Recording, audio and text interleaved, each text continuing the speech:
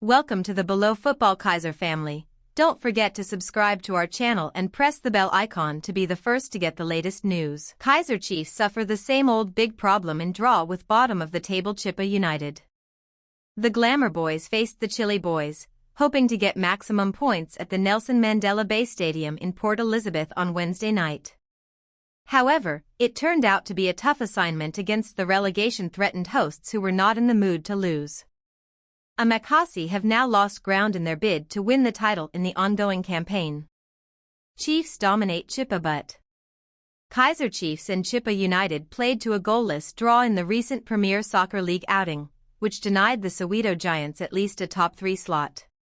The Glamour Boys dominated the proceedings with 55% in ball possession and had 17 shots, from which 5 were on target. Despite their display, once again, they failed to find their way past their relegation-threatened hosts at the Nelson Mandela Bay Stadium. Same old problem? In the Wednesday night game, Vilakazi could have scored when one-on-one with Dumisani Msibi in the Chippa United goal, but the youngster just couldn't hit the target. It is a massive problem that needs to be addressed, according to co-coach Khalil Ben Youssef. For us, I think we don't have an excuse when you get a lot of opportunities, he told the media. Even after 6 minutes, we got one-on-one, of which we could have scored, and that's what, but we have to continue to work, we have to correct the same problem. Now we are in the last third, but we don't score. That's the big problem that we have to continue to work, Ben Youssef continued. Well, coming from the players, it's individual qualities. So, for us as coaches, we will continue with this individual work. We will continue working because that's our job to fix our mistakes, and finally, it's the job of the pair sometimes to find the right decisions in the last third. But we will continue to work, and we will try to improve our performance in the last third, he concluded. Chiefs struggles in goal for the last 5 seasons. Amakasi have been struggling to get it right in terms of getting goals consistently. In the 2019-20 season, when they finished second behind mamelodi Sundowns, they were the top scorers in the top-flight football with 48 strikes. The following year, when they finished 8th, Amakasi scored 34 goals, which was the same number of goals again in the 2021-22 edition, where they occupied position 5th. Amakasi scored 32 goals in the 2022-23 campaign, where they finished 5th, but it got worse under Kevin Johnson in the 2023-24 season, when they found the back of the net only 25 times and finished 10th, their worst ending in the Premier Soccer League. Under the immediate former coach, Nasruddin Nabi, Amakasi scored 28 goals last season and managed to finish 9th on the table. It explains why they signed Flavio Silva, Kanaya Sameo, and Itiosa Ighodaro to fix the problem. Most read.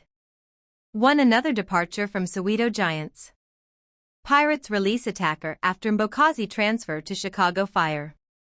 2. Will Chicago Fire allow Mokazi to play in Carling knockout final? 3. Lafitte fired up ahead of Carling knockout final as Gallants are ready to conquer Pirates. 4. Chippa vs Chiefs, preview, kickoff time, TV channel and squad news. 5. Mokazi's agent reveals a slap-in-the-face offer from Europe. 6. Tinkler criticizes Bruce Bafana AFCON squad by insisting, "I don't think we have the best squad selected." 7. Chiefs are going to position 9. Relegation is looming for them. Amakasi will be back in PSL in 2028. 8. Leeds United deny Chiefs win ahead of clash with AFCON winners side. Where can Chiefs end the year? On Sunday, Amakasi play TS Galaxy in another tricky Premier Soccer League outing before the 2025 Africa Cup of Nations, AFCON, break. If Chiefs beat the Rockets this weekend, they will end up finishing the year 3rd on the table with 26 points from 13 games, 2 less than leaders Orlando Pirates, who have played 12 matches. FIFA break a double-edged sword for informed Kaizer Chiefs. The winds of change have been blowing at Kaizer Chiefs in the last few weeks, but with the arrival of the FIFA break, it could prove to be a double-edged sword for their momentum. Chiefs have won their last 3 games in a row, including matches in the CAF Confederation Cup and the Betway Premiership. With that, they are in arguably their best run so far this season, following their initial streak of 4 consecutive league wins. Chiefs' recent resurgence has come as a surprise. When they sacked coach Nasreddine Nabi earlier this season over allegations of mistrust and coaching issues, no one expected them to retain his deputies, Cedric Kaizer and Khalil Ben Youssef. After all, the duo were brought to the club by Nabi, and many expected that they would leave with him either by his choice or the club's decision. Add to that the fact that Chiefs hierarchy may have thought they already had their men. After all, this was the same duo who won all their matches when Nabi was either away or suspended. However, the wheels seemed to come off when the pair failed to secure a league win after drawing the CAF Confederation Cup preliminary second-round first leg away to AS Simba. But things have changed. Chiefs are now in cruise mode, and the fact that Ben Youssef also recently went to Morocco on special leave, leaving Kaizer in charge, seems neither here nor there. So far, so good. Chiefs must use the FIFA break wisely to rest their legs, especially those players who have been in top form over the past few matches.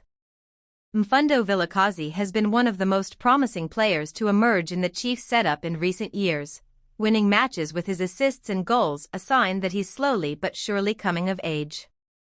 Be that as it may, it has been Duduzi Shabalala who is showing that he has what it takes to lead the team to the promised land. Shabalala has not only been the team's standout performer in recent games. Kaizer Chiefs news: Jessica hails Kaizer Jr.'s transition.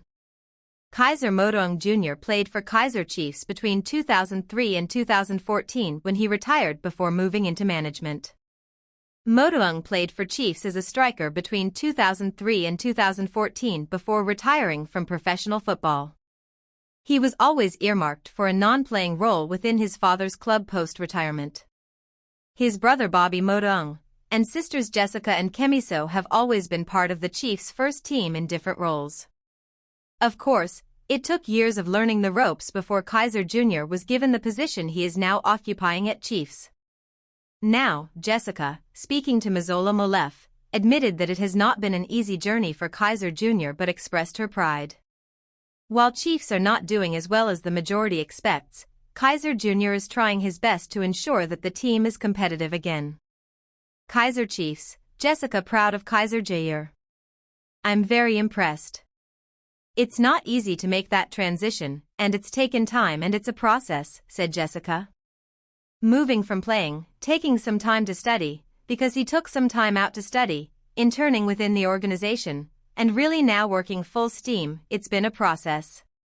But to see him evolve, to see him grow, and to see him deal with some of the negativity that comes with taking on a role like that. And to see him mature. I love his energy and spirit, and he's handled it, and it's still early days. It's still going to be more challenging, she added. Nedbank Cup triumph aside, Kaizer Jr. is doing his best. It was with Kaizer Jr. at the helm as the club's sporting director that Chiefs ended their 10-year trophy drought. The Nedbank Cup triumph at the hands of Orlando Pirates in May was a statement of intent. Furthermore, Kaizer Jr. opened the checkbook to ensure that Chiefs get some of the best players available in the market.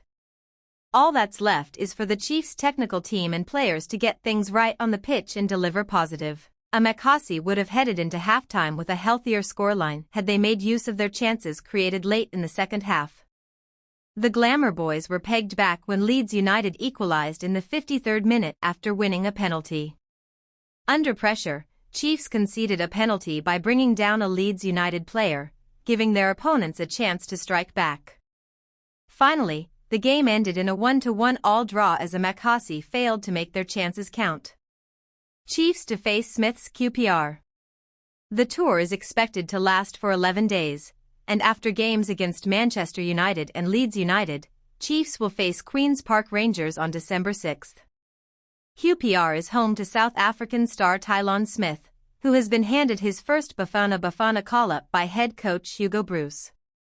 Smith, who was nominated for the 2025 African Young Player of the Year award in the CAF Awards, was a key player as Amajita won the U20 AFCON title this year. He was also named the player of the tournament. He is in the final squad that will represent South Africa in the AFCON finals that will take place in Morocco in December 2025 and January 2026. When will Chiefs conclude the tour?